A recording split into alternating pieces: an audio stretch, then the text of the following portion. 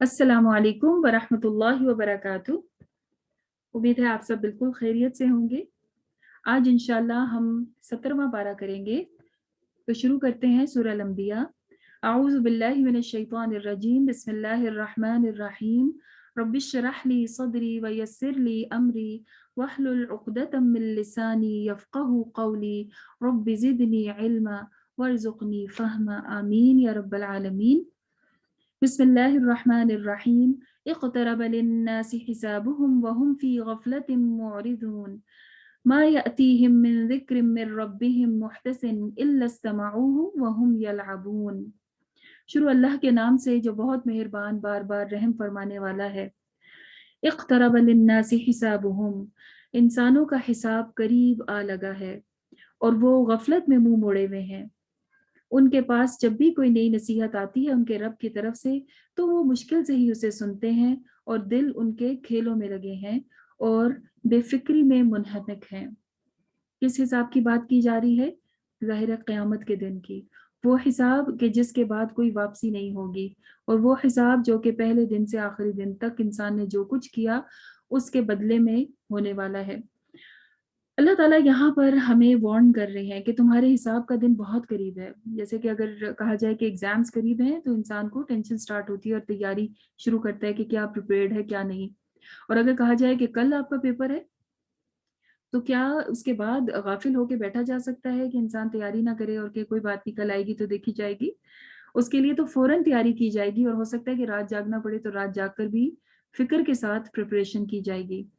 तो ये हिसाब जो कि हमेशा का है और हम में से हर एक बड़े छोटे बूढ़े और हर उम्र के लोगों का जो भी इस दुनिया में आ गया हर किसी के का सामना इस दिन से होने वाला है।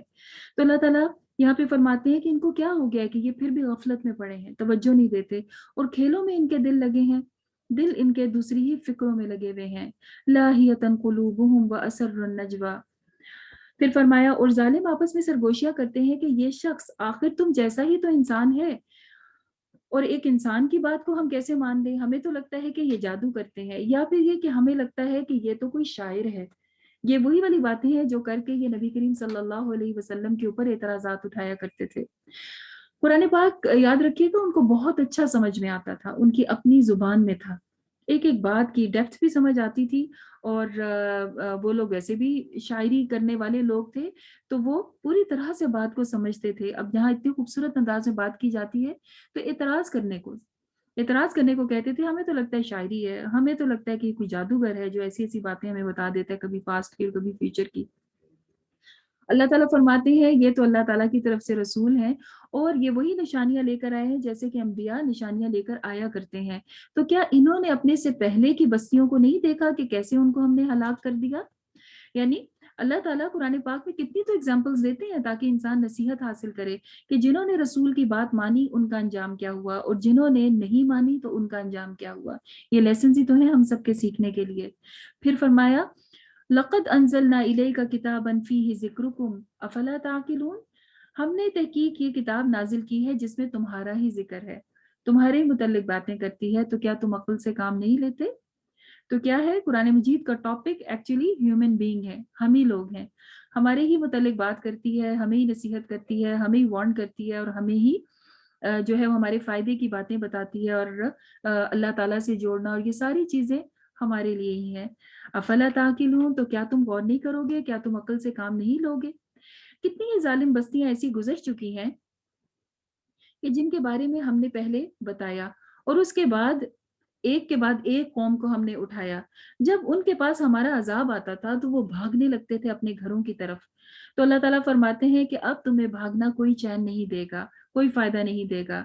तो तब वो कहते कि हाय हमारी कमबख्ती, मतलब कि हमारे ऊपर ही जो है वो अपने आप को कर्ज करने लगते कि बेशक हम ही खताकार थे। ये वैसा ही बिल्कुल इंसान का रिएक्शन है जो कि मौत को देख के आता है। और आपने फिरौन के बारे में सुना था कि जब फिरौन डूबने लगा था तो उसने क्या कहा? मैं ईमान ले आया मूसा और बनी इसराइल के रब पर। तो उस वक्त का ईमान फायदा नहीं देता। और एक हदीस से भी हमें पता चलता है कि आप सल्लल्लाहु अलैहि वसल्लम ने फरमाया कि इंसान की तौबा तब तक कबूल होती है जब तक कि उसके मौत के गरगरे का वक्त ना आ जाए। यानी कि जब नजर आ रही है कि मौत सामने, उस वक्त ये कि अब मैं तौबा करता हूँ तो वो तौबा फायदा नहीं देती। توبہ وہی فائدہ دیتی ہے کہ جس میں انسان کو اپنی غلطی کا احساس ہو اور اس کے بعد وہ اللہ کی طرف پلٹ آئے اور واپس گناہوں کی طرف جانے کو ایسے ہی خطرناک سمجھے جیسے کہ موت کی طرف جانے کو. تو اس وقت ان کے توبہ کرنا فائدہ نہیں دیتا تھا. اللہ تعالیٰ اب یہ کیوں سنا رہے ہیں؟ یہ ان کو اس لیے بتا رہے ہیں تاکہ اس سے سبق حاصل کریں.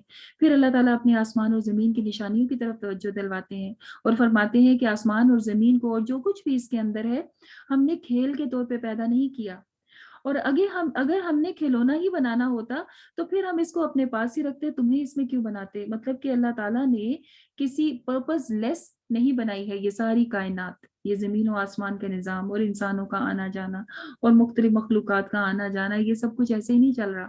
اس کا کوئی پرپز ہے، اور پرپز کیا ہے کہ تمہیں آزمائیں اور دیکھیں تو کہ تم میں سے اچھا کام کون کرتا ہے. مگر ہم نے باطل پر حق کی چوٹ لگا دی جو اس کا سر توڑ کر رہے گی اور دیکھتے دیکھتے مٹ جائے گا. تمہارے لیے تباہی ہے ان باتوں کی وجہ سے جو تم بناتے ہو. حق اور باطل کی جنگ بھی تو دنیا میں ہو رہی ہے، آخر فتح کس کی ہوتی ہے؟ حق ہی کی ہوتی ہے. لہٰذا حق کی طرف آنے کی نصیحت کی جا رہی ہے. پھر فرشتوں کی کچھ صفات بتائی گئی کہ زمین اور آسمان میں جو مخلوق بھی موجود ہے اور جو فرشتے اس کے پاس ہیں وہ نہ اپنے آپ کو بڑا سمجھتے ہیں اور نہ ہی اللہ تعالیٰ کی حکم عدولی کرتے ہیں. جو حکم دیا جاتا ہے فوراً پورا کرتے ہیں اور صبح و شام اللہ تعالیٰ کا ذکر کرتے ہیں اور بالکل بھی اس کے اندر ریسٹ نہیں کرتے. لا یفترون مطلب کہ بالکل بریک نہیں ان کو ملتی ہے، مسلسل وہ اللہ تعالیٰ کا ذکر کرتے ہیں اور اس سے وہ تھکتے بھی نہیں ہیں. کیا ان لوگوں کے بنائے ہوئے دنیا کے رب ایسے ہیں کہ ان کے سامنے ان کے سامنے کھڑا کر سکیں کہ بے شک جو جان بوجھ کر ان کو اٹھا سکے اور بنا سکے. ام اتخذوا الہۃ من الارض هم ینشرون، یعنی کہ ان کے الہوں نے کیا بنایا ہے. اللہ تعالیٰ تو اپنی مخلوقات کے بارے میں بتا رہے ہیں. تو یہ خدا بنانا، الہ بنانا یا غیر اللہ کو پکارنا، اگر کبھی انسان بھٹکنے لگے یا اس کی سوچ بھٹکنے لگے تو سوچنا چاہیے کمپیریزن کر کے کہ میرے اللہ تعالیٰ نے تو یہ سب کچھ کیا ہے، یہ کیا کرنے پہ قادر ہے. اگر کوئی انسان کسی انسان کی طرف ہی اتنا زیادہ جھک گیا ہے کہ اللہ تعالیٰ کا حق بھی بھول رہا ہے تو سوچے کہ وہ تو انسان ہے، اسے تو موت آ جانی ہے اور اس کی تو لمٹس ہیں، وہ تو اپنی لمٹ سے باہر بھی نہیں جا سکتا. تو پھر اپنے آپ کو پلٹا لینا چاہیے، اپنے رب کی طرف لے آنا چاہیے. اگر آسمان و زمین میں ایک اللہ کے سوا دوسرا خدا بھی ہوتا تو آسمان اور زمین کا نظام بگڑ جاتا. کہیں پر بھی دو انچارج، دو ہیڈ ہوں تو وہاں پر وہ نظام نہیں چل سکتا. کسی کالج کے دو پرنسپلز بھی نہیں ہوتے ہیں اور کہیں بھی آپ دیکھ لیں ہیڈ ایک ہی ہوتا ہے. تو اتنی بڑی کائنات کے ایک سے زیادہ خدا کیسے ہو سکتے تھے کہ کوئی یہ کہتا کہ میں نے سورج مشرق سے نکالنا ہے، دوسرا کہتا مغرب سے، کوئی کہتا دن اتنے گھنٹے کا ہوگا، دوسرا کہتا کہ نہیں دن رات اتنے گھنٹے کی ہوگی. تو کیا یہ پاسبل تھا کہ نظام اتنا سموتھلی چلتا رہتا؟ اور اس کے اندر صرف سورج چاند ہی نہیں، ہر بڑی سے بڑی چیز اور چھوٹی سے چھوٹی چیز کو آپ امیجن کر لیجئے کہ سب ایک طریقے پر اسی لیے چل رہے ہیں کہ ان کا خدا صرف ایک ہی ہے. فسبحان اللہ رب العرش عما یصفون، اللہ تعالیٰ پاک ہے اور عرش عظیم کا مالک ہے اور ان باتوں سے پاک ہے جو کہ یہ لوگ کیا کرتے ہیں. شرک کی تردید اور بار بار تردید کی جا رہی ہے اور نصیحتوں کے ساتھ سمجھایا جا رہا ہے اور بتایا جا رہا ہے کہ کائنات میں تو کوئی بھی چیز ایسی نہیں ہے جو اللہ تعالیٰ سے چھپی ہوئی ہو. چاہے تم ظاہر کرو یا چھپاؤ، سب چیزیں اللہ تعالیٰ، سب چیزوں سے اللہ تعالیٰ واقف ہیں. اور جو کچھ یہ کرتے ہیں اور پھر اللہ تعالیٰ کا خوف نہیں رکھتے تو ان کو بتا دو کہ ان کے لیے پھر جہنم کی سزا ہے اور ظالموں کو اسی طرح سزا دی جاتی ہے. کیا وہ لوگ جنہوں نے نبی صلی اللہ علیہ وسلم کی بات ماننے سے انکار کیا وہ غور نہیں کرتے کہ آسمان اور زمین باطل نہیں ہے اور یہ دونوں پہلے جڑے ہوئے تھے اور پھر ہم نے ان کو جدا کر دیا. یعنی کانتا رتقا ففتقناہما، یہ اسی بگ بینگ تھیری کی طرف اشارہ کیا جا رہا ہے جو کہ ہم نے ابھی پچھلی صدی میں اس کو ایکسپلور کیا، ہمیں پتہ چلا کہ ہاں یہ سب کچھ ایک ہی تھا، آسمان اور زمین اور سورج چاند سب، اور پھر ایک بہت بڑا ایک دھماکہ ہوا اور یہ سب اپنے اپنے آربٹس میں جا کر اور جیسے زمین کول ڈاؤن ہوئی رہنے کے قابل یہ سب ہوا. تو یہ تو ہمیں اب پتہ چل رہا ہے، اللہ تعالیٰ نے تو بہت پہلے بتا دیا تھا اور جانتے تو ظاہر اللہ تعالیٰ اس سے بھی پہلے تھے کیونکہ بنانے والے یہ کرنے والے خود اللہ تعالیٰ ہی ہیں. پھر فرمایا کہ وجعلنا کل شیء وجعلنا من الماء کل شیء حی، اور ہم نے پانی سے ہر زندہ چیز کو پیدا کیا. یہ بھی ایک چیز اب ایسی ہے کہ جس کو سائنس اپروف کرتی ہے کہ ہر چیز اور لائف کا آغاز پانی ہی سے ہوا ہے. تو اللہ تعالیٰ کیا کہتے ہیں پھر، افلا یؤمنون، کیا یہ پھر بھی ایمان نہیں لاتے جب یہ سب کچھ حقائق اپنی آنکھوں سے دیکھ بھی لیتے ہیں؟ تو یہاں یاد رکھیے گا کہ قرآن مجید کو سائنس کی ضرورت نہیں ہے یا اس کا محتاج نہیں ہے کہ پروف کیا جائے تو ہم کہ ہاں واقعی اللہ تعالیٰ تو ٹھیک کہتے ہیں۔ اللہ تعالیٰ تو کہتے ہی ٹھیک ہیں، ہاں کچھ چیزوں تک انسان پہنچتا ہے تو پھر اس کے بعد وہ انسپائر ہوتا ہے، امپریس ہوتا ہے، اور اس کا ایمان اور پختہ ہو جاتا ہے کہ ہاں واقعی یہ سب اللہ تعالیٰ نے اس طرح سے کیا۔ وَجَعَلْنَا فِي الْأَرْضِ رَوَاسِيَ، اور ہم نے زمین کے اوپر پہاڑ جما دیے کہ کہیں انہیں لے کر ڈھلک نہ جائے، یعنی کہ زلزلے اور کانپتی ہی نہ رہے۔ پہلے زمین کے بارے میں یہ آتا ہے نا کہ یہ کانپتی رہتی تھی، اللہ تعالیٰ نے پھر اس کے اوپر پہاڑ بنائے اور یہ پھر ایسی پرسکون ہو گئی کہ جس کے اوپر ہم آرام سے اٹھتے بیٹھتے لیتے سوتے، ایون رائٹنگ کرتے، جو بھی آپ کر رہے ہو بہت سکون سے کرتے ہیں۔ ایسا نہیں ہے کہ ہر وقت موو کر رہی ہو اور آپ کوئی کام نہ کر سکیں۔ الحمدللہ۔ وجعلنا فیہا فجاجا سبلا لعلہم یہتدون، اور اس کے اندر ہم نے کھلے کھلے راستے بھی بنائے تاکہ یہ انہیں معلوم ہو جائے اور یہ ہدایت پائیں۔ اور ہم نے آسمان کو ایک مضبوط چھت بنایا۔ آسمان کے اوپر بھی آپ جانتے ہیں کہ کتنی حرکت اور کیا کیا کچھ ہو رہا ہے، اور کتنے کتنے بڑے سیارے ستارے وہ سب گردش کر رہے ہیں، لیکن اللہ تعالیٰ نے ہمارے لیے اس کو محفوظ کر دیا۔ آج ہم جانتے ہیں کہ 7 لیئرز ہیں ہمارے اوپر کے جن کے تھرو کئی چیزیں زمین پہ آتے آتے جل کے ختم ہو جاتی ہیں اور ہم پھر محفوظ رہتے ہیں، مگر یہ ان نشانیوں کی طرف بھی توجہ نہیں کرتے۔ اور وہ اللہ ہی تو ہے جس نے رات کو اور دن کو بنایا اور سورج اور چاند کو بنایا، یہ سب کے سب اپنے اپنے آربٹ میں تیر رہے ہیں۔ تو اللہ تعالیٰ نے بڑی سے بڑی چیزیں اور چھوٹی سے چھوٹی سب کو بنایا اور ان کا راستہ بھی دیا، جیسے پیچھے آئے تھے نا ثم اہتدی، کہ اللہ تعالیٰ نے سب کو تخلیق کیا اور ان کو ہدایت دی، ان کا طریقہ بتایا کہ آپ نے کیا کرنا ہے۔ اور یہ جو ہمارے خلا میں چیزیں موجود ہیں، یہ سب بھی اپنے اپنے آربٹ میں چل رہی ہیں۔ اے محمد صلی اللہ علیہ وسلم، ہمیشگی تو ہم نے کسی کے لیے بھی نہیں بنائی۔ اگر آپ فوت ہو جاتے ہیں تو کیا یہ ہمیشہ زندہ رہیں گے؟ مطلب کہ نبی کریم صلی اللہ علیہ وسلم کے بارے میں اگر یہ ایسی بات کرتے ہیں تو آپ بھی تو ایک انسان تھے، اور یہ انسان کیا ہمیشہ رہنے والے ہیں؟ ایک دن تو ان کو بھی چلا جانا ہے، کیونکہ کل نفس ذائقۃ الموت، ہر چیز کو موت آنی ہے۔ اور یہ صرف انسان نہیں، ہر مخلوق، ایون کے فرشتے بھی، ہر چیز مر جائے گی، اور باقی رہنے والی اور شان والی ذات کس کی ہے؟ اللہ ہی کی ہے۔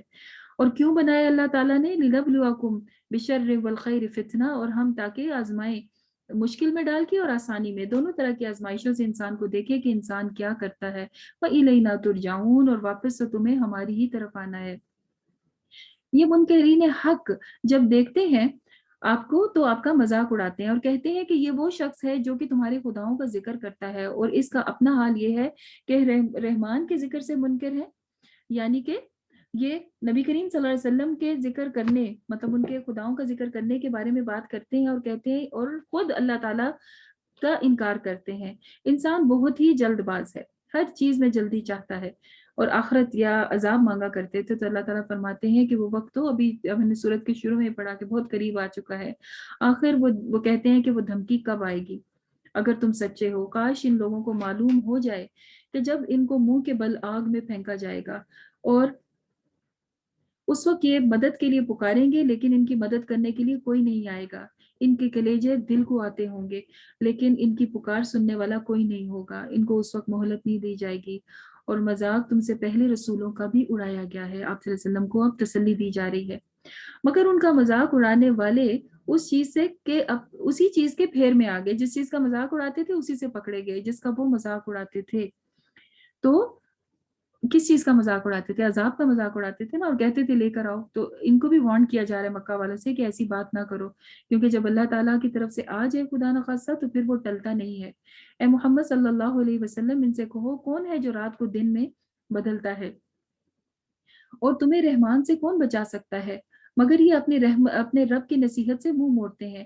کیا یہ کچھ ایسے خدا رکھتے ہیں جو کہ ہمارے مقابلے میں ان کی حمایت کر سکے؟ مطلب ایسا کوئی ان کا خدا ہے جو کہ اللہ تعالیٰ کے مقابلے میں آئے؟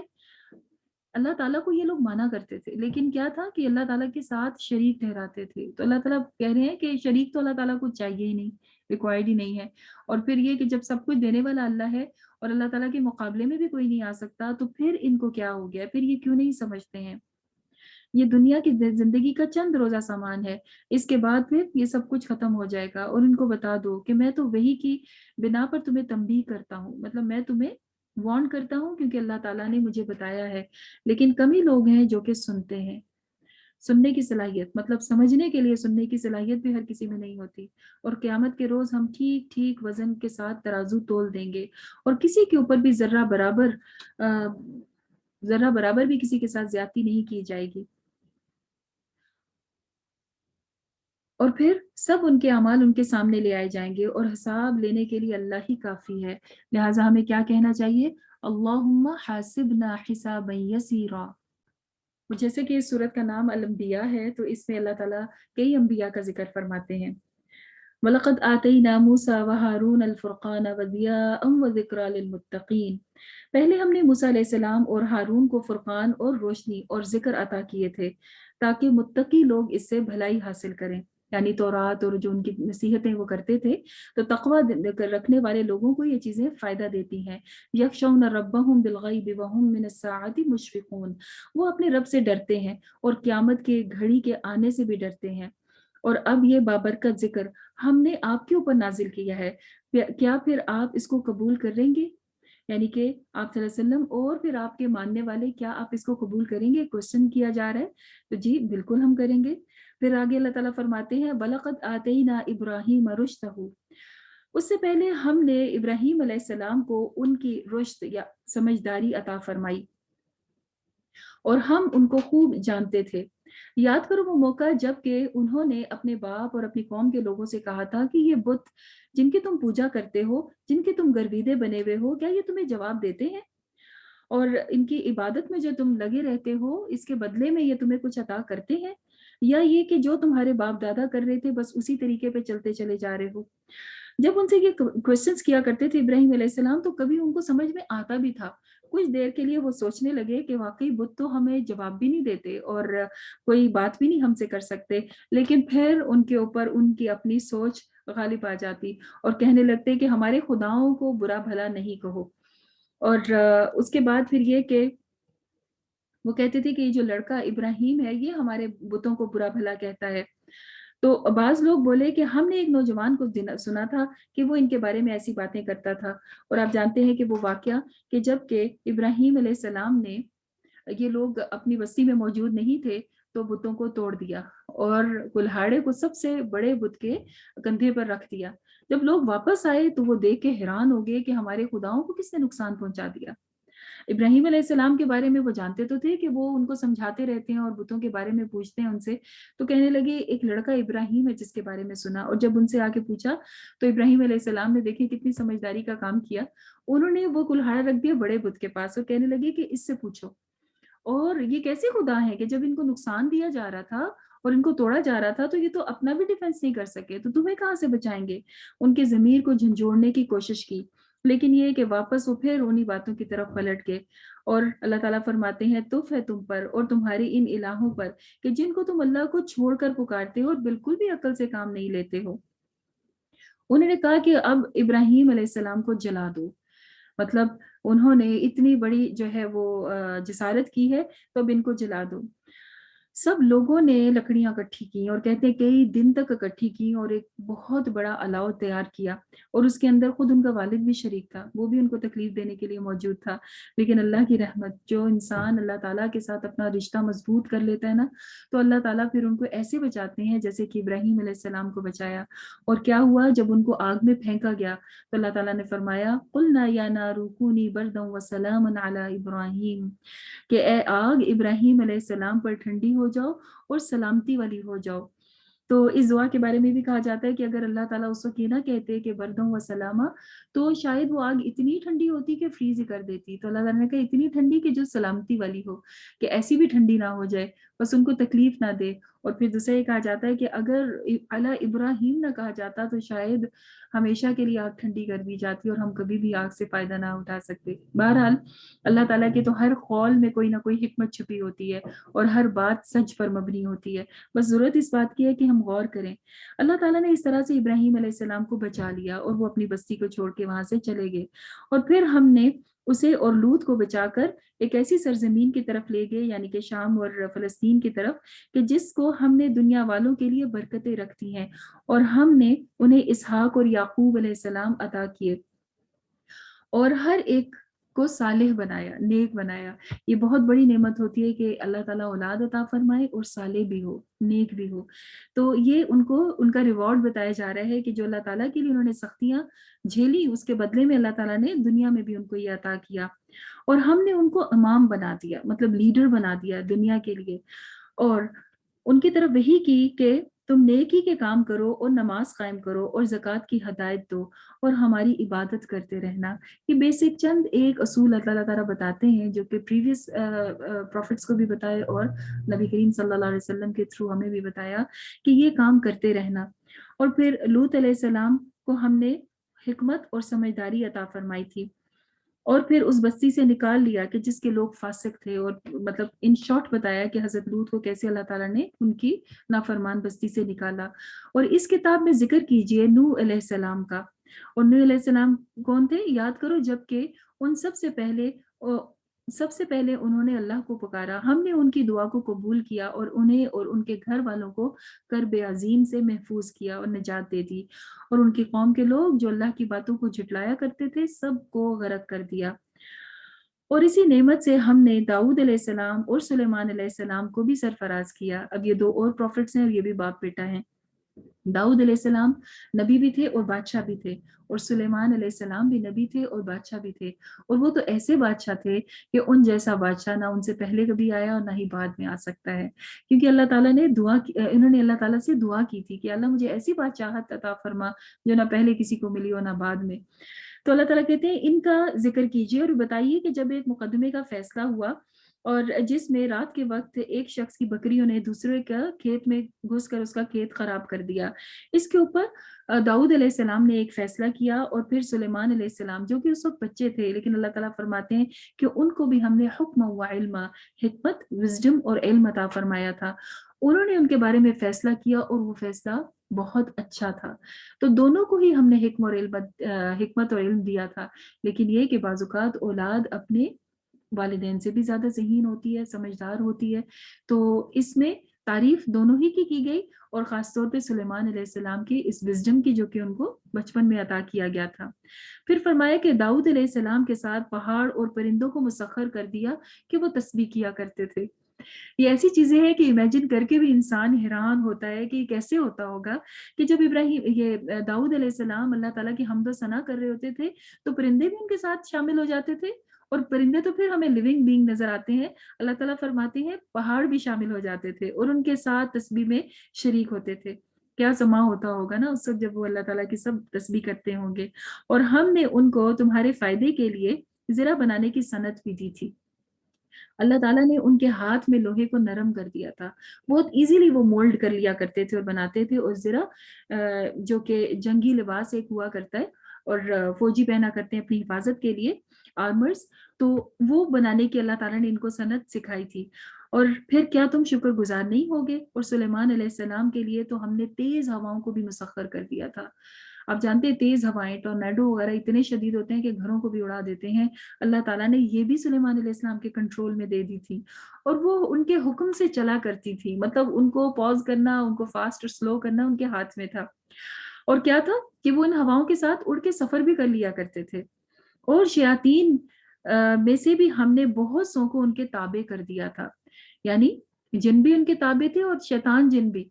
और बहुत से ऐसे थे जो कि उनके ताबे थे और उनके मतलब हुक्म के मुताबिक काम किया करते थे और समंदरों में गोते लगाया करते थे और अंदर से मोती चीजें चुन के लाया करते थे। और जो वो काम उन्हें दिया करते थे उन कामों की हिफाजत करते और काम करके दिया करते थे। तो इन दो बादशाह अंबिया के जिक्र करने के बाद और उनका शुक्र का बताने के बाद अल्लाह ताला एक और नबी का जिक्र फरमाते हैं, व अय्यूब इज़ नादा रब्बहु अन्नी मस्सनी ज़ुर्रु व अंत अरहमुर राहिमीन। और यही नसीहत हम आपको करते हैं कि हमने अय्यूब को भी की थी। क्या उन्होंने ये कहा कि अल्लाह मुझे तकलीफ पहुंची है, बीमारी पहुंची है और आप सबसे ज्यादा रहम करने वाले हैं। हमने उनकी दुआ कबूल की और उनकी तकलीफ उनसे दूर कर दी। और सिर्फ ये नहीं बल्कि उनके अहलो अयाल भी उन्हें लौटा दिए और इतने ही और भी दिए, पहले से भी ज्यादा दिए। और अपनी खास रहमत के तौर पर अल्लाह ताला ने ان کو یہ سب کچھ ادا کیا تاکہ وہ عبادت گزار بنے۔ اور داؤد علیہ السلام کی بھی ہم یہاں بھی ذکر آیا، پیچھے بھی ذکر گزر چکا۔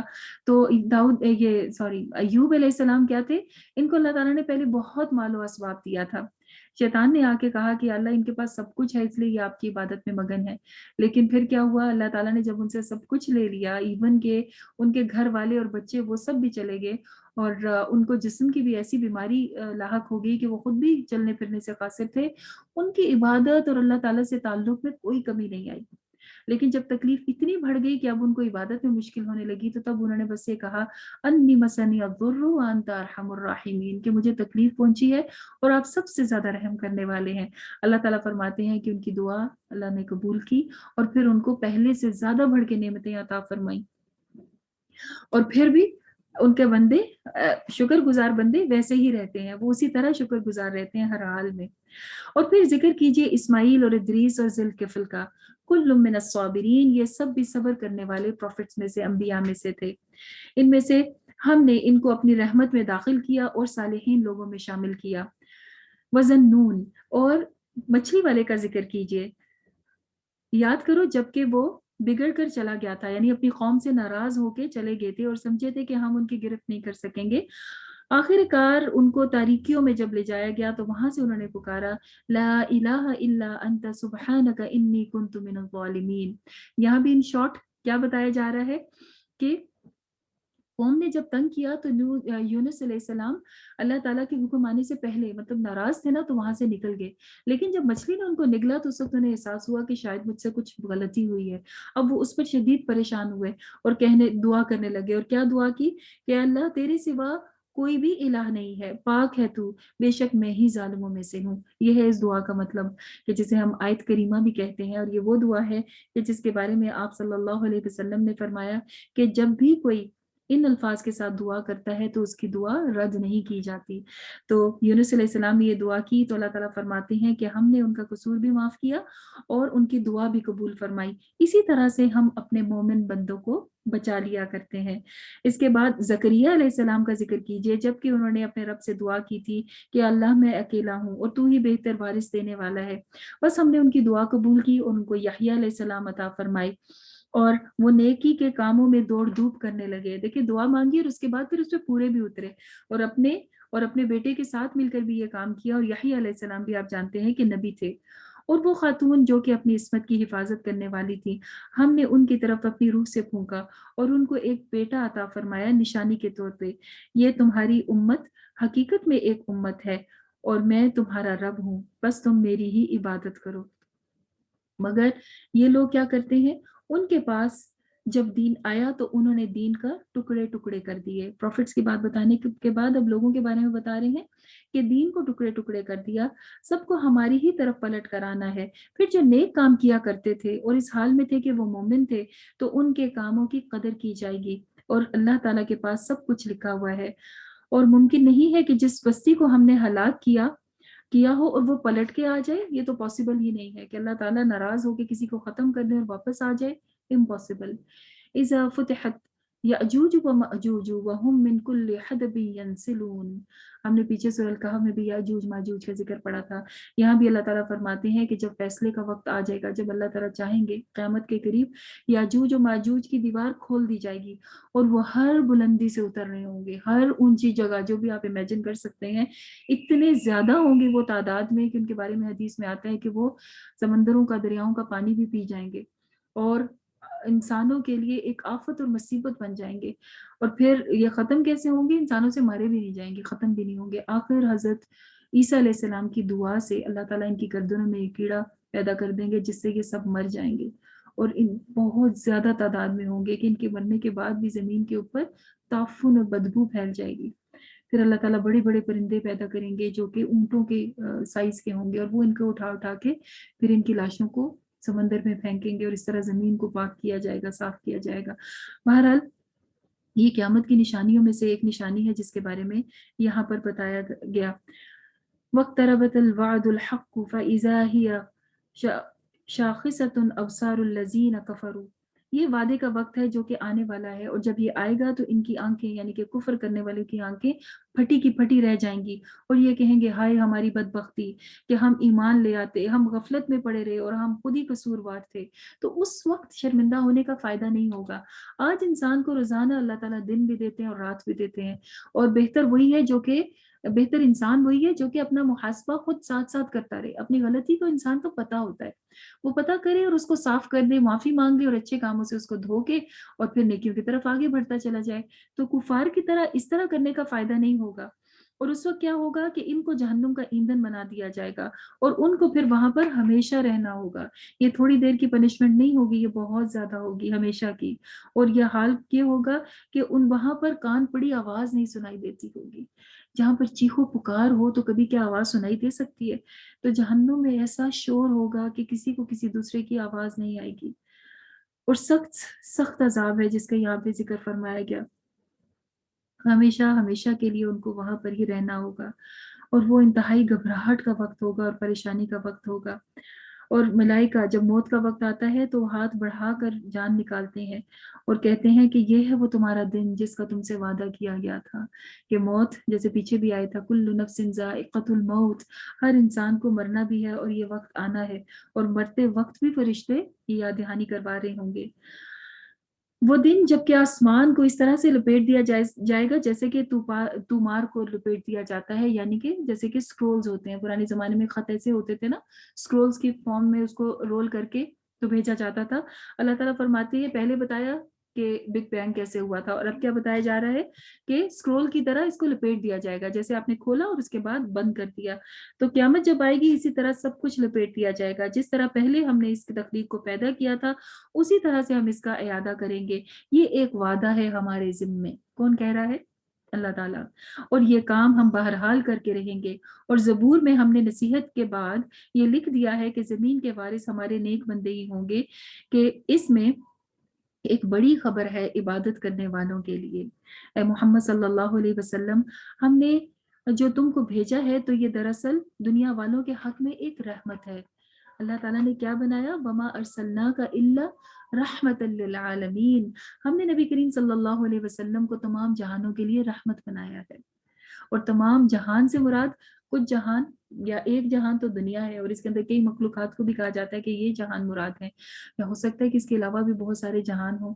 تو اللہ تعالیٰ کے الفاظ کی ڈیپتھ کو انسان اپنی عقل کے مطابق ہی سمجھ پاتا ہے، لیکن صداقت کے اوپر ہمیں یقین ہے کہ آپ صلی اللہ علیہ وسلم سب کے لیے رحمت بنا کر بھیجے گئے ہیں۔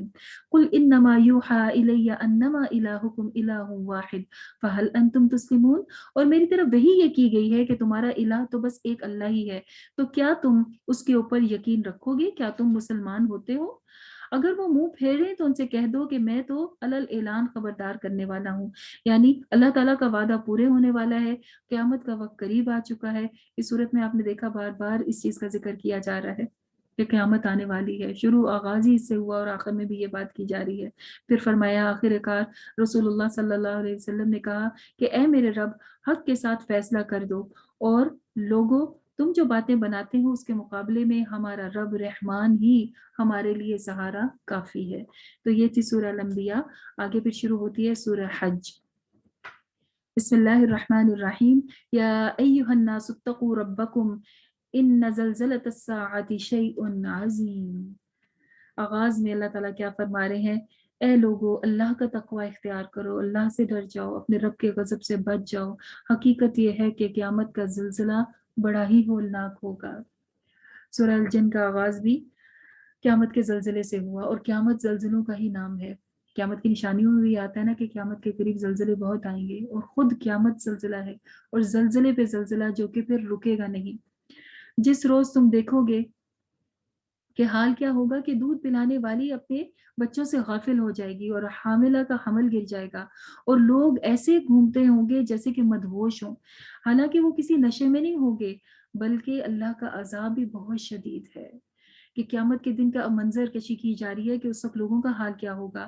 بعض لوگ ایسے ہیں جو علم کے بغیر اللہ تعالیٰ کے بارے میں بحثیں کرنے لگتے ہیں، ڈرتے نہیں ہیں یہ سب کچھ سوچ کے اور یہ سب کچھ دیکھ کے، اور ہر شیطان سرکش کی پیروی کرتے ہیں، حالانکہ ان کو تو نصیحت کے طور پر یہ سب کچھ بتا دیا گیا تھا۔ اور جو لوگ گمراہ ہیں ان کو جہنم کا راستہ دکھایا جائے گا، وہاں پر نہ انہیں زندگی ملے گی اور نہ ہی موت۔ یعنی زندگی بھی وہ کیا زندگی ہو جو کہ عذاب میں ہو، اور موت مانگیں گے تو وہاں پہ موت تو ختم ہو گئی ہوگی، پہلے حال میں انسان کو دوبارہ لے آیا جائے گا۔ پھر تمہیں اللہ تعالیٰ ہی ہے جس نے تمہیں بچے کی صورت میں پیدا کیا اور پھر تمہیں جوان کیا، اور تم میں سے کوئی تو ایسا ہے جسے اللہ تعالیٰ بلا لیتے ہیں پہلے، اور کوئی ایسا ہے جو کہ بدترین عمر تک یعنی کہ بڑھاپے تک پہنچتا ہے۔ تو کیا ہے کہ انسان کی زندگی کا ٹائم فکس نہیں ہے کہ بچپن میں آئے ہیں اور بڑھاپے میں جانا ہے، ایسا بالکل نہیں ہے۔ ہم دیکھتے ہیں بعض اوقات بچے مردہ بھی پیدا ہوتے ہیں، پیدا ہوتے بھی مر جاتے ہیں، یعنی کہ انسان کا آنا اور جانا اس کا ٹائم اللہ تعالیٰ ہی کو معلوم ہے۔ تو کسی کو اللہ تعالیٰ جلدی بلا لیتے ہیں اور کسی کو بڑی عمر تک بھی لے کر جاتے ہیں۔ تو تم دیکھتے نہیں ہو کہ زمین کیسے سوکھی ہوئی تھی، پھر اس پہ ہم نے بارش برسائی اور پھر سے وہ زندہ ہوئی اور اس کے اوپر پودے اگنے لگے، یعنی زمین بھی اسی طرح سے مرتی ہے اور پھر جیتی ہے، انسان بھی اسی طرح سے آتا ہے، مرے گا اور اس کے بعد دوبارہ اٹھ جائے گا۔ تو یہ ایک سائیکل ہے جس کی ایگزامپلز اللہ تعالیٰ نے زمین میں بھی بکھیری ہوئی ہیں تاکہ انسان ان کو دیکھ کر اللہ کو یاد کرتا رہے۔ دیکھیے دو طرح کی آیات ہیں جس کے ہم نے پہلے بھی بات کی تھی نا، کہ ایک وہ آیات ہیں جو قرآن مجید میں لکھی ہوئی ہیں، آیت کا مطلب ہوتا ہے نشانی، ایویڈنس، سائنس۔ تو کچھ آیات اللہ تعالیٰ نے قرآن میں لکھی ہیں اور باقی آیات کائنات میں بکھیر دی ہیں۔ جب قرآن کھولتے ہیں تو ہمیں یہ آیات ملتی ہیں جن سے ہم اللہ تعالیٰ کے قریب ہوتے ہیں، جب ہم قرآن بند کرتے ہیں تو ہمیں ہر طرف اللہ تعالیٰ کی آیات، نشانیاں دکھائی دیتی ہیں۔ جیسے یہ زندگی موت کا بتایا تو ساتھ پھر مٹی کے بھی اور زمین کے بھی مرنے اور جینے کا اور اس کے اوپر پودے اگانے اور اس کے بعد ختم ہونے کا ذکر کیا۔ وَأَنَّهُ يُحْيِي الْمَوْتَى وَأَنَّهُ عَلَى كُلِّ شَيْءٍ قَدِيرٌ، اور یہ کہ اللہ تعالیٰ مردوں کو زندہ کرے گا اور وہ ہر چیز پر قادر ہے۔ وَأَنَّ السَّاعَةَ آتِيَةٌ لَا رَيْبَ فِيهَا، اور یہ کہ قیامت کی گھڑی آنے والی ہے، اس میں کوئی شک نہیں ہے۔ وَأَنَّ اللَّهَ يَبْعَثُ مَن فِي الْقُبُورِ، اور یہ کہ اللہ تعالیٰ ہر کسی کو اٹھا دیں گے جو بھی آج قبروں میں پڑے ہوئے ہیں، جو مر بھی چکے ہیں منو مٹی نیچے یا جس بھی طرح سے مرے ہیں، اللہ تعالیٰ اٹھانے پر قادر ہے، اور یہ وقت بھی آنا ہے۔ جیسے آج کے ہم ایویڈنس دیکھ رہے ہیں، یہ بھی آنے والا فیوچر کا ہے، تو اس کے اوپر یقین ہمارا پختہ کیا جا رہا ہے۔ بعض اور لوگ ایسے ہیں جو کسی علم اور ہدایت اور روشنی بخشنے والی کتاب کے بغیر اپنی بات کے اوپر اڑ جاتے ہیں، یعنی اللہ تعالیٰ تو آپ کو علم بھی دے رہے ہیں، ہدایت بھی دے رہے ہیں اور ایک سچی کتاب بھی، لیکن ان کے پاس ایسا کچھ بھی نہیں ہوتا، اس کے باوجود اپنی بحث میں آگے نکلتے ہیں اور اپنی بات سے ٹلتے نہیں ہیں۔ ایسے شخص کے لیے دنیا میں بھی رسوائی ہے اور قیامت کے دن بھی اللہ تعالیٰ ان کو عذاب کا مزہ چکھائیں گے۔ یہ ہے تیرا وہ مستقبل جو تم نے اپنے ہاتھوں سے تیار کیا، مطلب اس دن پھر نامہ اعمال پکڑایا جائے گا اور کہا جائے گا یہ تمہارا فیوچر تمہارے اپنے ہاتھ میں ہے، ورنہ اللہ اپنے بندوں پر ظلم کرنے والا نہیں ہے۔ جب بھی نامہ اعمال کی دیکھیں بات آتی ہے تو اللہ تعالیٰ یہی بتاتے ہیں، اللہ تعالیٰ کسی کے ساتھ بھی ذرہ برابر زیادتی نہیں کریں گے، اللہ تعالیٰ ظلم کرنے والے نہیں ہیں۔ تو نامہ اعمال پھر کون بناتا ہے؟ ہم خود ہی بناتے ہیں نا، ہم اچھا کریں یا برا وہی اس کے اندر لکھا جاتا ہے، اور انسان قیامت کے دن بھی اس کے اوپر گواہی دے گا کہ ہاں یا اللہ یہ جو کچھ بھی آپ نے ہمارے ساتھ کیا ہم اسی کے مستحق تھے۔ جہنم میں جانے والوں بھی جب جا رہے ہوں گے تو یہی کہہ رہے ہوں گے، اور لوگوں میں سے کوئی ایسا ہے جو کنارے پر رہ کر اللہ کی بندگی کرنا چاہتا ہے، اگر فائدہ ہوا تو مطمئن ہو جاتا ہے اور اگر کوئی مصیبت آتی ہے تو پلٹ جاتا ہے، اس کی دنیا بھی گئی اور آخرت بھی گئی۔ یہ ان لوگوں کے لیے بتایا جا رہا ہے جو کہ دین اور دنیا دونوں ساتھ ساتھ چلانا چاہتے ہیں، مطلب نہ دنیا کا کوئی نقصان ہو نہ ہی دین کا، تو ایسا پاسبل نہیں ہے۔ آپ نے دیکھا جب صحابہ دنیا چھوڑ کر دین کی طرف آئے تو کیا دنیا ان سے چھوٹی نہیں تھی؟ کیا نعمتیں ان کو کم نہیں ملی تھی؟ یا ایسا نہیں ہوا کہ کسی کو دین کی وجہ سے کوئی نقصان اٹھانا پڑا ہو، جیسے کہ کئی بار جنگیں بھی کرنی پڑی اور بھی بہت ساری چیزیں، کسی کو اپنے رشتہ دار چھوڑنے پڑے، کسی کو مال و اسباب اور جائیدادیں چھوڑنی پڑی۔ تو دنیا کی طرف جانے والے کو دین کا کمپرومائز کرنا پڑتا ہے، اور جو دین کی طرف آتا ہے اس کو دنیا کو کمپرومائز کرنا پڑتا ہے۔ ہاں اس کے ساتھ اگر اللہ تعالیٰ دینا چاہے تو یہ اللہ تعالیٰ کی اپنی مرضی ہے، جیسے کہ ابھی ہم نے انبیاء کے بارے میں پڑھا نا، حضرت داؤد، سلیمان اور ایوب علیہ السلام کے بارے میں، کہ اللہ تعالیٰ اگر دنیا بہترین بھی دے تو اللہ تعالیٰ قادر ہیں، لیکن یہ کہ جو اپنا ایٹیچیوڈ ایسا رکھتے ہیں کہ یہ بھی نہیں چھوٹنا چاہیے اور یہ بھی نہیں چھوٹنا چاہیے، بالکل کنارے پہ رہتے ہیں، تو آپ جانتے ہیں جو کنارے پہ رہتا ہے اس کا گرنا کتنا آسان ہوتا ہے، بچتا وہی ہے جو کہ بالکل بیچ میں اندر آ کے بیٹھ جائے۔ تو یہ کنارے پہ رہنے والوں کے لیے صرف یہ نہیں کہ آخرت کا نقصان ہے، اللہ تعالیٰ فرما رہے ہیں دنیا بھی ان کی گئی اور آخرت بھی، دونوں کا نقصان اٹھا لیا۔ پھر وہ اللہ کو چھوڑ کر ان کو پکارتے ہیں جو نہ انہیں فائدہ دے سکتے ہیں اور نہ ہی نقصان دے سکتے ہیں، اور وہ گمراہی میں پڑے ہوئے ہیں۔ وہ پکارتا ہے جس کا نقصان اور فائدہ ان کے ہاتھ میں نہیں ہے۔ وہ کتنے برے مولا ہیں، مطلب کتنے برے دوست ہیں اور ان کے رفیق ہیں کہ جن کو یہ اللہ کو چھوڑ کر پکارتے ہیں۔ ان کے برعکس ایمان والے ایسے ہیں جو کہ اللہ پر، صرف اللہ پر، ایک خدا پر ایمان رکھتے ہیں اور نیک کام کرتے ہیں۔ بدلے میں اللہ تعالیٰ ان کو جنتیں دیں گے جن کے نیچے نہریں بہتی ہوں گی اور وہ اس میں ہمیشہ رہیں گے۔ جو شخص یہ گمان رکھتا ہے کہ اللہ دنیا و آخرت میں ان کو کوئی مدد نہیں کر سکتا، اسے چاہیے کہ ایک رسی کے ذریعے آسمان تک پہنچے، اس میں شگاف لگا لے اور پھر دیکھ لے کہ اس کے لیے کیا تدبیر کی گئی ہے۔ یہ بھی ایک قسم کی آپ سمجھے کہ جلد بازی کی سی مثال دی جا رہی ہے کہ انسان جب دعائیں مانگتا ہے اللہ تعالیٰ سے کے اوپر یقین رکھتا ہے تو بس کہتا ہے کہ میں نے مانگی مانگی اور ادھر قبول ہو جائے۔ اللہ تعالیٰ فرماتے ہیں اگر تمہارے اپنے کنٹرول میں ہے نا، یا تم خود اس کو نظام کو چلانا چاہتے ہو تو جاؤ آسمان کے اوپر جا کے کھول کے دیکھ لو اور اس کے اندر جو تدبیر کی گئی ہے اس کو کھول لو۔ ایسی ہی کھلی کھلی باتوں کے ساتھ ہم اس قرآن کو نازل کرتے ہیں اور ہدایت دینے والوں کے لیے اس کے اندر نصیحت ہے کہ وہ سمجھ جاتے ہیں، صبر کے ساتھ رہتے ہیں اور اللہ تعالیٰ پر یقین رکھتے ہیں۔ اور جو لوگ ایمان لائے اور جو یہودی اور عیسائی اور نصاری اور مجوس یعنی کہ ڈفرینٹ ریلیجنز ہیں جن کا نام لیا جا رہا ہے، اور جن لوگوں نے شرک کیا، ان سب کے درمیان قیامت کے دن فیصلہ کر دیا جائے گا۔ ہر چیز اللہ کی نظر میں ہے۔ کیا تم دیکھتے نہیں ہو کہ اللہ کے آگے سب چیزیں جھکی ہوئی ہیں، چاہے وہ آسمان میں ہیں یا زمین میں، سورج ہے، چاند ہے، ستارے ہیں، پہاڑ، درخت، جانور یا بہت سے انسان بھی، اور بہت سے وہ لوگ بھی کہ جن کے اوپر عذاب کے وہ مستحق ہو چکے ہیں۔ اور جسے اللہ تعالیٰ ذلیل و خوار کر دیتا ہے اسے پھر کوئی بھی عزت دینے والا نہیں ہے۔ اللہ کرتا ہے جو وہ چاہتا ہے۔ تو اللہ کے آگے سب جھکے ہوئے ہیں۔ کائنات کی تمام چیزیں تو ہیں ہی، لیکن یہ کیا کہا کہ انسانوں میں سے بھی بہت سے انسان اللہ تعالیٰ کے آگے جھکتے ہیں، جیسے کہ مسلمان اور اللہ کو ماننے والے بھی۔ یہ دو فریق ہیں جن کے درمیان اللہ اپنے معاملے کا فیصلہ کر دے گا۔ ان میں سے وہ لوگ جنہوں نے کفر کیا ان کے لیے آگ کے لباس ہوں گے اور ان کے سروں کے اوپر کھولتا ہوا پانی ڈالا جائے گا جن سے ان کی کھالیں پگھل جائیں گی اور پیٹ اندر تک گل جائے گا۔ اور اس کی خبر ہم تمہیں دیتے ہیں کہ ان کو لوہے کے گرز مارے جائیں گے، ہتھوڑے مارے جائیں گے۔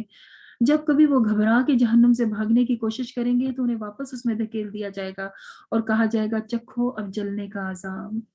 یہ ایک تھوڑا سا نقشہ کھینچا گیا ہے جہنم کا کہ جہنمی کے ساتھ کیا ہوگا، اور بتانے کا مقصد کیا ہے کہ وارن کیا جائے۔ اس کو ہم امیجن ابھی سے کر لیں اور پھر بچنے کی کوشش کریں۔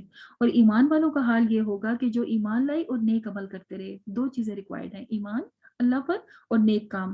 تو ان کے لیے جنتیں ہوں گی جن میں انہیں داخل کیا جائے گا، ان کے نیچے نہریں بہتی ہوں گی، اور سونے کے انہیں کنگن کڑے پہنائے جائیں گے اور موتیوں سے وہ آراستہ ہوں گے، اور ان کے لباس وہاں پر ریشم کے ہوں گے، اور پاکیزہ چیزیں انہیں دی جائیں گی، الطیب، اور پاکیزہ بات کی طرف وہ بلائے جائیں گے، وہدو الی صراط الحمید، اور وہ سیدھے تعریف والے راستے کی طرف بلائے جائیں گے۔ جن لوگوں نے کفر کیا اور جو آج اللہ کے راستے سے روک رہے ہیں، اس مسجد حرام کی زیارت سے منع کرتے ہیں جسے ہم نے سب لوگوں کے لیے عبادت کی جگہ بنایا تھا، اس میں سب آنے والوں کے لیے برابر کا حق ہے۔ اس مسجد حرام میں جو بھی سیدھے راستے کی طرف سے ہٹاتا ہے اور ظلم کا راستہ اختیار کرتا ہے ان کو ہم عذاب کا مزہ چکھائیں گے۔ مکہ میں ظاہر اللہ کا گھر تھا اور وہاں کی تعلیمات بھی دی جا رہی ہیں، اور وہ اللہ کا گھر بنایا کس نے تھا یہ بھی بتایا گیا کہ یاد کرو وہ وقت جب کہ ہم نے ابراہیم علیہ السلام سے یہ گھر بنوایا تھا، اور ابراہیم علیہ السلام نے جب یہ گھر بنایا تھا تو کیا یہاں بت تھے جو کہ کفار مکہ نے اتنے سارے رکھ لیے تھے؟ ایسا نہیں ہے۔ ان کو دیکھیں نصیحت کی جا رہی ہے انہی کے جد امجد ابراہیم علیہ السلام کے تھرو۔ وہ شرک کرنے والے نہیں تھے۔ اللہ تعالیٰ نے ان سے کہا تھا کہ میرے گھر کو صاف کر دیجئے طواف کرنے والوں کے لیے، رکوع کرنے والوں کے لیے اور سجدہ کرنے والوں کے لیے، اور لوگوں کو حج کے لیے بلائیے۔ اس کے بارے میں ہمیں پتہ چلتا ہے کہ ابراہیم علیہ السلام نے جب اللہ کا گھر بنا لیا تو اللہ تعالیٰ نے یہ حکم دیا تھا وَأَذِّن فِي النَّاسِ بِالْحَجِّ، لوگوں کو حج کے لیے بلائیے۔ تو انہوں نے کہا کہ یا اللہ میرے آگے تو بھی کوئی بھی موجود نہیں ہے، تو اللہ تعالیٰ نے فرمایا تھا کہ آپ پکاریے، اور پکار سنانا میرا کام ہے۔ اور اس وقت جب ابراہیم علیہ السلام نے یہ پکار دی تھی اور لوگوں کو حج کے لیے بلایا تھا تو ہر اس انسان نے لبیک کہا تھا، اور اتنی بار لبیک کہا تھا جتنی بار اس نے اللہ کے گھر کا حج کرنا ہے۔ تو یہ کام اللہ تعالیٰ کا تھا. اللہ تعالیٰ فرماتے ہیں کہ آپ کہہ دیجئے پکارنا بچانا اللہ تعالیٰ کا کام ہے. پھر یہ لوگ آئیں گے، کوئی پیدل آئے گا، کوئی اونٹ پر آئے گا، کوئی سواریوں پہ بیٹھ کر آئے گا تاکہ وہ فائدے حاصل کرے اور یہاں پر پہنچے. اور یہ چند دن ہے مقرر جس کے اندر حج کیا جاتا ہے اور اللہ کے نام پر جانور قربان کیے جاتے ہیں. اور پھر یہ کہ اللہ تعالیٰ تنگ دستی سے تمہیں فراغ دلی کی طرف لے کر آتا ہے اور پھر تمہارے تمام میل کچیل تم سے دور کرتا ہے اور تمہاری نظریں پوری کرتا ہے. اور یہ قدیم گھر کا طواف کرتے ہیں، پرانا گھر یہاں پہ کہا گیا بیت اللہ کو. یہ تھا تعمیر کعبہ کا مقصد. اور جو کوئی اللہ تعالیٰ کے قائم کردہ حدود کے احترام کرے گا تو وہ اللہ تعالیٰ کے نزدیک کے نزدیک اس سے بہتر بدلہ پائے گا. اور تمہارے لیے مویشی جانور حلال کر دیے گئے سوائے ان کے کہ جن کے بارے میں تمہیں پہلے بتا دیا گیا. بس بتوں کی گندگی سے بچو. اللہ کے گھر کا کیا کہا گیا؟ وہ پاک ہے. اور بت کیا ہے؟ گندگی ہے. جھوٹی بات سے بھی پرہیز کرو. بتوں کی گندگی سے بھی بچو اور جھوٹی باتوں سے بھی بچو کیونکہ وہ بھی گند ہے. یکسو ہو کر اپنے رب کی پیروی کرو اور اس کے ساتھ کسی کو شریک نہ ٹھہراؤ. گویا کہ وہ اور جو کوئی بھی اللہ تعالیٰ کے ساتھ شرک کرے تو گویا وہ آسمان سے گرا اور آ کے زمین پر نیچے گر گیا اور پرندے اسے اچک کر لے گئے یا ایسی جگہ پر پھینک دیا کہ جہاں پر اس کے ٹکڑے ٹکڑے ہو گئے. شرک کرنے والے انسان کے بارے میں بتایا جا رہا ہے کہ وہ اللہ تعالیٰ نے تو اتنا بڑا اسے مقام دیا تھا انسان بنا کر، لیکن اس نے شرک کیا تو اپنے آپ کو اتنا اپنی توہین کی کہ جیسے آسمان سے کسی کو گرایا جائے اور اس کے بعد اس کے ٹکڑے ٹکڑے ہو جائیں.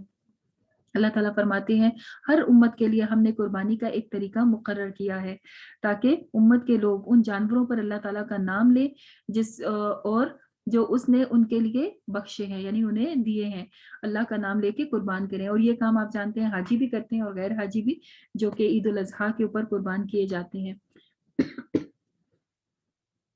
پھر یہ کہ اللہ کو پکارنے والے ایسے ہیں کہ جب اللہ تعالیٰ کا نام ان کے آگے اللہ کا ذکر کیا جاتا ہے تو ان کی جلدیں کانپنے لگتی ہیں اور وہ صبر کرتے ہیں اس کے اوپر جو ان کو پہنچا.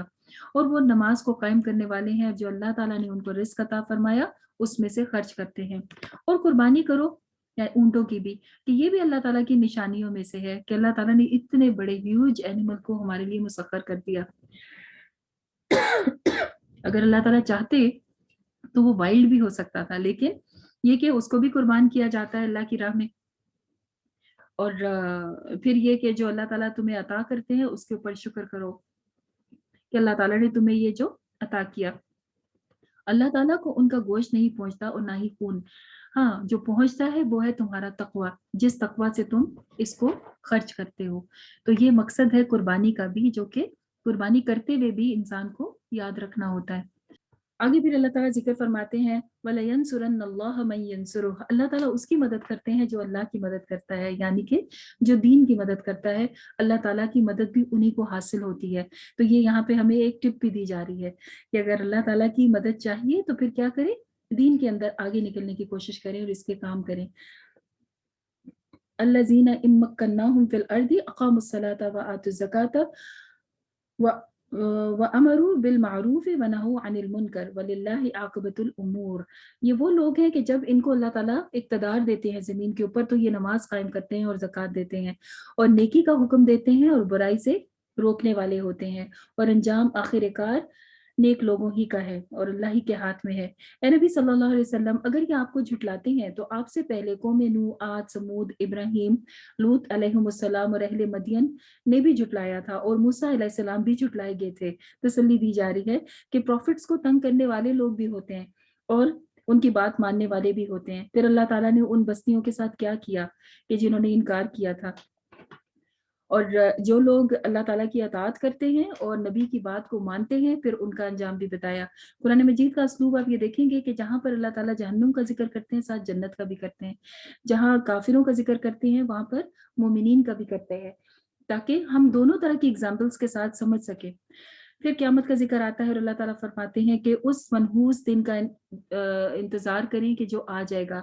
اور وہ کون سا دن ہے جو کہ یومن عقیم ہے، یعنی کہ 5 دن ہے، اس کے بعد کوئی دن پیدا نہیں ہوگا۔ ہر دن اور رات کے بعد ایک نیا دن پیدا ہوتا ہے نا، ایک نیا دن آتا ہے، لیکن پھر ایک دن ایسا بھی آئے گا جس کے بعد کوئی دن نہیں ہوگا۔ تو اس دن سے پہلے پہلے نیکیاں کر لے اور اس دن کی تیاری کر لیں، یہی اللہ تعالیٰ ہمیں نصیحت فرماتے ہیں۔ الم تر ان اللہ انزل من السماء ماء، کیا یہ دیکھتے نہیں ہے کہ اللہ تعالیٰ نے کیسے آسمان سے پانی کو برسایا اور زمین کو سرسبز کر دیا؟ اور حقیقت یہ ہے کہ اللہ تعالیٰ بہت لطیف، باریک بین اور خبر رکھنے والا ہے، اور آسمانوں اور زمین میں جو کچھ بھی ہے سب اللہ تعالیٰ کی تعریف کرتے ہیں، اور وہ خود سے خود غنی اور حمید ہے۔ اور تم دیکھنے رہی ہو کہ کس طرح سے اس نے تمہارے لیے ان سب چیزوں کو مسخر کر دیا، اور کشتی جو کہ ایک قاعدے سے چلتی ہے سمندر کے اندر، وہ بھی اللہ تعالیٰ نے ہمارے لیے آسان کر دی، ورنہ اتنا بڑا جو زمین کا ایریا ہے وہ تو ہم کور ہی نہ کر پاتے، اور وہ زمین میں گھومتی پھرتی ہے۔ مطلب یہ کہ اللہ تعالیٰ کی مرضی سے اور انسان کے لیے مسخر کی گئی، اور یہ